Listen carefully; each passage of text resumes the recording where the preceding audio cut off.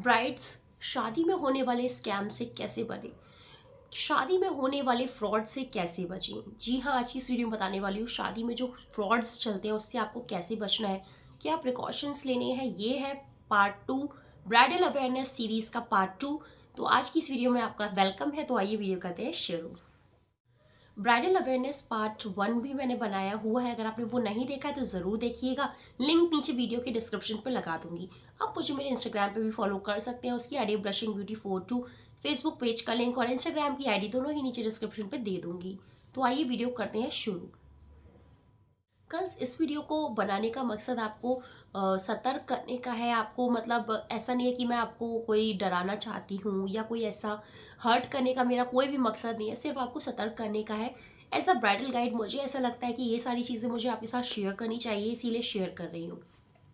उम्मीद है कि ये वाली वीडियो आपके लिए है। एक तरफ जहाँ शादी की खूब सारी तैयारियां होती हैं, घर में बातें होती हैं, हंसी ठिठोली होती है, बहुत एक्साइटमेंट होता है, बहुत सारी अच्छी अच्छी फीलिंग्स होती हैं, तो वहीं दूसरी तरफ शादी के समय ना मन में बहुत सारी घबराहट होती है, टेंशन होती है, मन में अजीब अजीब से ख्याल आते हैं और हमारे पास ऐसे कुछ सवाल होते हैं जिनका जवाब हम ढूंढ रहे होते हैं और जवाब हमें कहीं नहीं मिलता है। वही टेंशन्स जो होती हैं हमारे मन में बहुत ज़्यादा घर करती जाती है और हम ना सोचते ही रहते हैं उसके बारे में, बोल नहीं पाते हैं कई बार, और कई बार बोल भी देते हैं लेकिन उसके जवाब नहीं मिल पाते हैं। ऐसे क्यों? इस वीडियो को पूरा देखिएगा। अगर किसी भी एक लड़की की इस वीडियो से ज़रा भी हेल्प हो जाती है तो मुझे बहुत ज़्यादा हेल्प मिलेगी, बहुत ज़्यादा अच्छा लगेगा कि मेरी वीडियो आपके लिए हेल्पफुल हो रही है। और आप अपनी राय ज़रूर दीजिए कि आप क्या सोचते हैं इस विषय में। देखिए, हर एक चीज़ के दो पहलू होते हैं, आपने सुना ही होगा, हर चीज़ के दो पहलू होते हैं, एक अच्छा और एक बुरा। अच्छे में सब कुछ अच्छा ही होता है, मतलब कुछ सोचने की बात ही नहीं जब सब कुछ अच्छा है, लेकिन जब बुरा होता है तो अब मन घबराता है और ऐसे में समझ नहीं आता है यार क्यों ये सब चीज़ें हमारे साथ ही क्यों हो रही हैं। और ऐसे में मैं अब आपको बताऊंगी कि शादी के समय ना क्या क्या फ्रॉड्स होते हैं, क्या क्या चीज़ें होती हैं जो नहीं होनी चाहिए। हाल ही में मैंने एक किस्सा सुना जो कि मैं आपको बता रही हूँ। मेरे पास इंस्टाग्राम पे उनका पूरा मैसेज आया था, उन्होंने मुझे अपनी स्टोरी सुनाई, उन्होंने मुझे बताया, इसीलिए मैं उनका नाम नहीं लूँगी। जस्ट उन्होंने मुझसे बना किया था, लेकिन मैं आपके साथ ये चीज़ें इसलिए शेयर कर रही हूँ, मुझे लगा हर लड़की को ये चीज़ें पता होनी चाहिए। सबसे इम्पॉर्टेंट चीज़ होती है एक लड़की के लिए कि यार वो जिसपे ट्रस्ट करे, जिसके साथ शादी करी है, वो उसके साथ फ्रॉड ना करे, उसको पूरा सपोर्ट करे, उसके साथ रहे। हाल ही में हुआ ये था कि उनकी शादी एक फॉरेन सेटल लड़के से हो रही थी, मतलब जो ग्रूम था वो फॉरेन सेटल था। ग्रूम ने शादी की बात करी, शादी होती है उनकी। शादी होने के बाद उन्होंने मतलब बोला कि ठीक है शादी हो गई, सब कुछ अच्छे से हो गया। लड़की वालों ने सोचा कि लड़का भी अच्छा है, फैमिली अच्छी है, फॉरेन सेटल है, अच्छा कमाता है, क्या चाहिए, सब कुछ ठीक है। लड़के ने शादी की। अब यार लड़की वाले लड़की को बहुत सारी चीज़ें भी गिफ्ट में देते हैं, कार, न जाने क्या क्या, मतलब बहुत कुछ मिलता है, आप भी समझ पा रहे होंगे। तो उस केस में क्या हुआ, जब उन्होंने सारी चीज़ें दे दी लड़की को, फिर वो अपने ससुराल ले गया। ससुराल में मतलब एक रेंटेड हाउस था, और ससुराल ले जाने के बाद 15 दिन बाद वो फ़ौरन जाने की तैयारी करने लगा। जब लड़की ने उस लड़के से पूछा, मतलब अपने हस्बैंड से पूछा कि हम मैं कब जाऊँगी फ़ौरन, तो उसने बोला कि 3 मंथ्स के बाद ही जा पाओगी, 3 मंथ्स के बाद मतलब तुम्हारा वीज़ा रेडी होगा, ये प्रोसेस होगा, उसके बाद ये सब होगा, कंपनी अलाउ नहीं कर रही है अभी। बहुत सारे रीज़न दे दिए। लड़की ने भी अपने हस्बैंड पे पूरा ट्रस्ट किया, ऑब्वियसली मतलब ऑब्वियस केस है, कोई भी लड़की ट्रस्ट करेगी इस चीज़ में। लड़का फॉरेन चला जाता है। फॉरेन जाने के बाद 1 हफ्ते के बाद उसका कोई रिस्पॉन्स नहीं, ना कोई फ़ोन कॉल, ना कोई मतलब कुछ भी उनका जवाब नहीं आता है, कब कुछ भी नहीं होता है।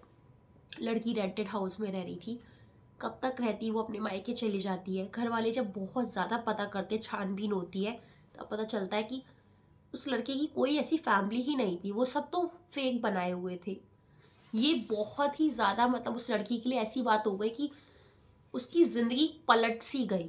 मतलब आप खुद समझ पा रहे होंगे कि एक लड़की के लिए कितना ज़्यादा मैटर करता है। जिस घर में वो जा रही है वो फैमिली ही नहीं थी, उसको पता चले वो कोई था ही नहीं, कोई एग्जिस्टेंस ही नहीं था। जहाँ वो गई ससुराल में 15 दिन बिताए, वो सब खत्म, कुछ भी नहीं था। इस वीडियो को बनाने का मकसद मैं मुझे आपको डराने का नहीं है, इस वीडियो को बनाने का मकसद सिर्फ आपको सतर्क करने का है। अगर आपके पास भी ऐसी वैसी चीज़ें हो रही है तो आप सतर्क हो जाएं, सही समय पे चीज़ें सोचिए। और यार आप शादी कर रहे हो, हर चीज़ जानने की आपको पूरा अधिकार है। ऐसा नहीं है कि आप लड़की हो तो आपका कोई अधिकार ही नहीं बनता है यार जानने का, हर चीज़ जानिए। मन घबरा रहा है तो उस मन में घबराहट क्यों आई, क्यों पैदा हो रही है घबराहट, उसका आंसर ढूंढिए। जब खुद से आप चीज़ें ढूंढेंगे ना तभी आपको जवाब मिलेगा, कोई और आपको जवाब ला के नहीं देगा। ये तो मैंने आपको एक एग्जांपल दिया। और शादी में होने वाले जो फ्रॉड्स होते हैं वो बहुत सारे तरह के होते हैं, मतलब इतने तरह से लोग हो सकते हैं कि हम सोच भी नहीं सकते।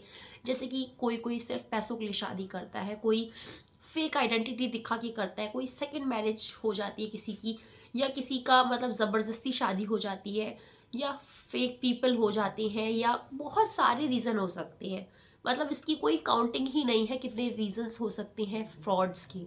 उसमें हमें सतर्क होना है कि हमारे साथ जो चीज़ें हो रही हैं क्या वो एकदम सही है, जहाँ हम जा रहे हैं, जिन लोगों के साथ हम जा रहे हैं ससुराल जाने, क्या वो सब कुछ सही है। ये चीज़ आपको जाननी बहुत ज़्यादा ज़रूरी है। आप अपनी लाइफ दे रहे हो, अपनी ज़िंदगी दे रहे हो।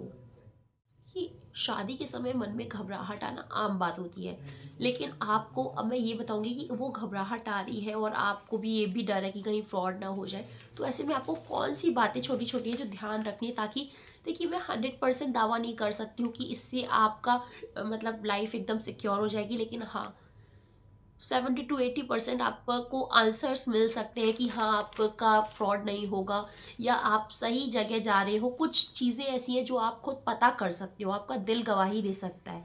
तो इन चीज़ों को ज़रूर गौर से सुनिए, शायद आपकी हेल्प हो जाए।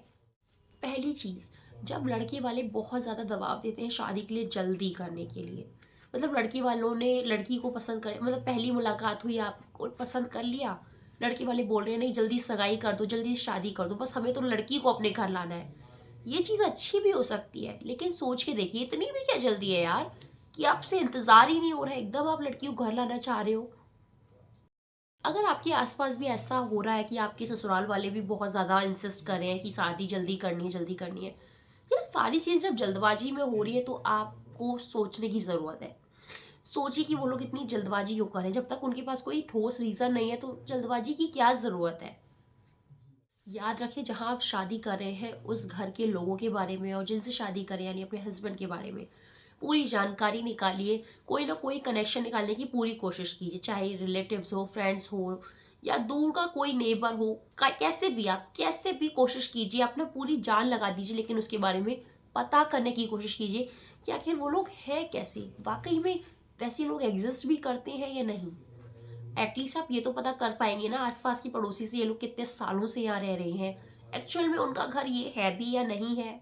सबसे ज़्यादा ध्यान देने की ज़रूरत है अपने हस्बैंड पे, यानी जो भी आप जिनसे भी शादी करें, जो भी आपके टू बी ग्रूम है, टू बी हस्बैंड है, जिस भी ऑफिस में वो काम करते हैं, ऑफिस की लोकेशन, ऑफिस में एम्प्लॉय आईडी, कब से वो काम करें, ये सारी चीज़ें आपका जानने का पूरा हक है और वेरीफाई करने का हक है। आप ऑफिस में जाके विजिट कर सकते हैं, उनसे ऑफिस में जाके मुलाकात कर सकते हैं, आप उनके ऑफिस के एम्प्लॉयज़ से उनके बारे में बातचीत कर सकते हैं कि वो कब से यहाँ मतलब काम कर रहे हैं। देखिए डायरेक्टली नहीं करेंगे, इनडायरेक्टली कीजिए, आपको पता चल जाएगा कि आपके पास बहुत सारे तरीके हैं पता करने के लिए। आपको अपने हाथ पाँव मारने की ज़रूरत है, पूरी कोशिश कीजिए, आपको इन्फॉर्मेशन ज़रूर मिलेगी। आप अपने हस्बैंड का ऑफिस एड्रेस लीजिए, बातों बातों में निकलवाइए, कैसे भी निकलवाइए। आप वहाँ जाके पता कीजिए कि वहाँ कब से काम कर रहे हैं, कैसा नेचर है, किस तरह का बर्ताव करते हैं। ये सारी चीज़ें जब आप वहाँ से पता करेंगे तो आपको उनकी सच्चाई पता चलेगी। मैं ये नहीं कह रही हूँ कि हर केसेस में फ्रॉड ही होता है, ऐसा बिल्कुल भी नहीं है। अच्छे लोग भी हैं दुनिया में, लोग बहुत ज़्यादा अच्छे भी होते हैं, लेकिन बहुत ज़्यादा बुरे भी हो सकते हैं। तो आपका तो ये है ना कि आपकी अरेंज मैरिज हो रही है, आप नहीं जानते हो किससे शादी हो रही है, तो आप अपनी लाइफ देने से पहले कम से कम 100 बार ये चीज़ जानने की तो कोशिश करोगे ना। आप अपनी पूरी ज़िंदगी दे रहे हो यार। आप शॉप पे जाते हो कपड़े खरीदने के लिए तो आप इतनी सारे कपड़े देखते हो तब एक कपड़ा खरीदते हो। तो जब लड़के की बारी आ रही है, ससुराल की बारी आ रही है, तो उसको वेरीफाई क्यों नहीं कर रहे हो? उसको भी वेरीफाई करो, उसके बारे में पता करो कि वह वो चीज़ सही है भी या नहीं, वो चीज़ आपके लिए सही है या नहीं। एक और यहाँ बात कहूँगी, जो लालची लोग होते हैं ना उनका भी एक अलग नेचर होता है जो कि बहुत आसानी से पकड़ में आ जाता है। लड़के वालों की छोटी छोटी एक्टिविटीज़ पे आपको ध्यान देना है कि उनके घर वालों ने किस तरह से आपसे बात की, या कोई भी लड़के वाले का मतलब फैमिली का सदस्य आपकी फैमिली में किसी से भी बात कर रहा है तो किस तरह से बात कर रहा है, उस बात को रिकॉग्नाइज करिए, उसको सबसे शेयर कीजिए। ऐसा नहीं है आपसे बात हो गई तो आपने किसी को बताया ही नहीं। आप अपना ओपिनियन जब दूसरे के सामने रखेंगे तो दूसरा भी अपना ओपिनियन देगा। यानी मान लीजिए कि लड़के की माँ ने, आपकी सासू माँ ने आपसे बात करी, आप अपने घर पे बताइए अपने माता पिता से कि ऐसे ऐसे बात करी, तो वो हो सकता है वो आपको आइडिया दे कि वो किस तरह से बात कर रही है। जब आप अपने फैमिली वालों से सब बातें बताएंगे तो आपको एक कंक्लूजन मिलेगा कि हाँ ये लोग अच्छे हैं, ये लोग लालची हैं, या किस तरह का इनका नेचर है। हो सकता है मतलब लालची लोग हों। ये सारी चीज़ें आपको छोटी छोटी एक्टिविटी से ही पता चल जाएंगी। गर्ल्स, वीडियो को प्लीज़ लाइक शेयर कमेंट कर दीजिएगा। मेरी तबीयत थोड़ी सी सही नहीं है, फिर भी मैं आपके लिए वीडियो बना रही हूँ। हो सके तो इस वीडियो को ज़्यादा से ज़्यादा लड़कियों के साथ शेयर कीजिएगा। सबसे ज़्यादा ध्यान देने की ज़रूरत इस बात पे है गर्ल्स, कि जिनसे भी आप शादी करें, जिस भी घर में आप शादी करें, नहीं ससुराल वाली, उनको ज़्यादा मतलब दहेज से है, जो चीज़ें आप लड़की को दे रहे हैं डाउरी से ज़्यादा मतलब है, या फिर लड़की से ज़्यादा मतलब है। बेसिकली उनको यार पैसों से मतलब नहीं होना चाहिए, या गिफ्ट से मतलब नहीं होना चाहिए, उसको उनको लड़की से मतलब होना चाहिए कि लड़की उन्हें अच्छी मिल रही है। तो दोनों ही केसेस में बहुत अंतर है कि वो किस चीज़ को टारगेट कर रहे हैं, किस चीज़ की तरफ ज़्यादा उनका ध्यान है, आपकी तरफ या सिर्फ पैसे या जो जी गिफ्ट आपके घर वाले आपको दे रहे हैं। अगर ऐसा है तो आप फिर सतर्क हो जाइए। रिश्ता तय हो जाने के बाद आप अपने ग्रूम से रेगुलर बेसिस पे बात करें। मैं ये नहीं कहूँगी 24 घंटे में से आप 12-12 घंटे बात करें। 1-2 घंटे निकालें बात करने के लिए, उनसे बात करें, फ़ोन पे बात करें, वीडियो कॉल, जैसे आपको कंफर्टेबल लग रहा है बात करें। हफ्ते में 1 दिन या 10 दिनों में एक बार एटलीस्ट लड़के के घर वालों से भी बात करें। Age are to be bright, आपका ये राइट भी है, आपको हालचाल लेने के तौर पे उनको बात करनी चाहिए। लड़के के भाई बहन हुए, यानी आपके नंद हो सकती हैं, देवर हो सकते हैं, उनसे भी बात कीजिए। इससे आपको बातों बातों में कुछ ऐसी बातें पता चल जाएंगी जिससे कि आप बहुत ज़्यादा जज कर पाएंगे लोगों को। जब आप बात ही नहीं करेंगे यार तो कोई बात ही नहीं होगी। जब बात करेंगे तो 10 बातें खुलेंगी और आपको भी आइडिया लगेगा। ब्राइड्स, आप खास ख्याल रखिएगा जहाँ भी आप शादी करें, आप अपने हस्बैंड के साथ ये चीज़ ज़रूर चेक कीजिएगा, to be husband, to be groom के साथ, कि जितने आप एक्साइटेड हैं उतने वो भी एक्साइटेड है या नहीं। मतलब अगर आपकी शादी हो रही है, आप खुश हैं, एक्साइटमेंट है, आप बहुत सारी चीज़ें कर रहे हैं, तो आपके फियांसे भी वैसे ही एक्साइटेड है या नहीं। मतलब ओके, ठीक है, इस तरह की रिस्पॉन्स है, कोई भी इंटरेस्ट नहीं है, तो आप समझ जाइए कि वो इंटरेस्टेड ही नहीं है। लास्ट में एक और बात कहूँगी आपसे, कि आपको सबसे ज़्यादा नोटिस करने की ज़रूरत ये है कि जो आपके ग्रूम हैं उनके घर में कितने सदस्य हैं, और कितने सदस्य में से कौन सा 10 सदस्य क्या और कैसी बातें करता है, बात करता भी है या नहीं। ये सारी चीज़ें भी आपको ध्यान देनी है, जिससे आपको पर्टिकुलर पर्सन का भी नेचर पता चलेगा कि ये इंसान ऐसे है। ऐसा आप करेंगे ना तो आपको बहुत सारी चीज़ें खुद ब खुद पता चल जाएंगी। ये प्रोसेस एक दिन में आपको नहीं पता चलेगा, शादी के ड्यूरेशन में आपको पता चलेगा, एटलीस्ट महीनों लग जाएगी जज करने में, फिर भी एक्चुअल आइडेंटिटी सामने नहीं आएगी। मैं ये नहीं कह रही हूँ आप 100% जान जाएंगे लोगों के बारे में, लेकिन कुछ हद तक आप जान जाएंगे। तो वो चीज़ बहुत ज़्यादा ज़रूरी है यार, मन को सेटिस्फाई करना बहुत ज़्यादा ज़रूरी है। आपका जब दिल गवाही देगा ना कि हाँ ये लोग एकदम सही है मेरे लिए, तो सब कुछ अच्छा होगा। और मैं चाहती हूँ आपके साथ सब कुछ अच्छा हो। और कुछ छोटी छोटी बातें ऐसी होती हैं जो कि मैं आपसे कहूँगी, जैसे आपकी इंगेजमेंट हो गई, इंगेजमेंट के बाद जो लड़के वाले आपको ज्वेलरी चढ़ा रहे हैं, गोल्ड की ज्वेलरी है, डायमंड की है, सिल्वर की है, वॉट एवर, वो ज्वेलरी वो आपके पास छोड़ रहे हैं, यानी ब्राइड के पास छोड़ रहे हैं या नहीं, या खुद कैरी कर रहे हैं। मतलब वो तो आपको दे दिया, आपका गिफ्ट हो गया, तो अगर अच्छे लोग होंगे तो वो आपके पास छोड़ देंगे ना ट्रस्ट करके।